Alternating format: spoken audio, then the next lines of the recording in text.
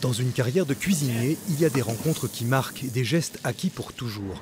Christophe Quéant a travaillé avec Joël Robuchon pendant 2 ans. C'est au Métropole de Monaco, un palace, que Christophe a appris la rigueur et l'exigence du maître. Entre 2007 et 2009, 2 années pendant lesquelles il a côtoyé le chef le plus étoilé de France en qualité de sous-chef. C'était difficile, oui, bien sûr, c'était difficile. C'était quelqu'un qui parlait très peu, de toute façon, on le voit bien quand on le voit à la télé haute, quelqu'un qui était renfermé.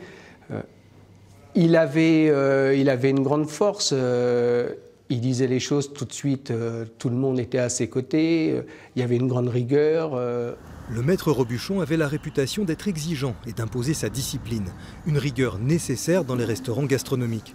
Mais Joël Robuchon demeurait ouvert aux suggestions et Christophe rappelle une anecdote survenue au contact de ce perfectionniste.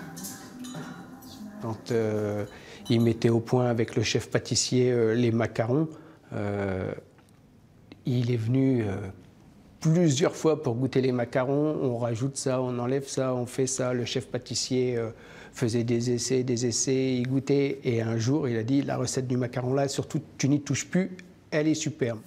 Christophe conserve aussi l'influence du maître dans sa carte actuelle.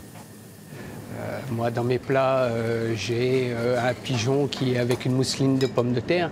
C'est la purée Robuchon. Parce que quelqu'un qui a travaillé chez Robuchon n'est pas insensible à la purée. Le meilleur souvenir pour Christophe demeure l'attention qu'avait Joël Robuchon pour les jeunes chefs, des dédicaces sur ses ouvrages, la reconnaissance d'un maître généreux envers ses élèves. À Christophe, pour l'amour qu'il témoigne au travail bien fait et qu'il exprime comme collaborateur au Métropole Amitié.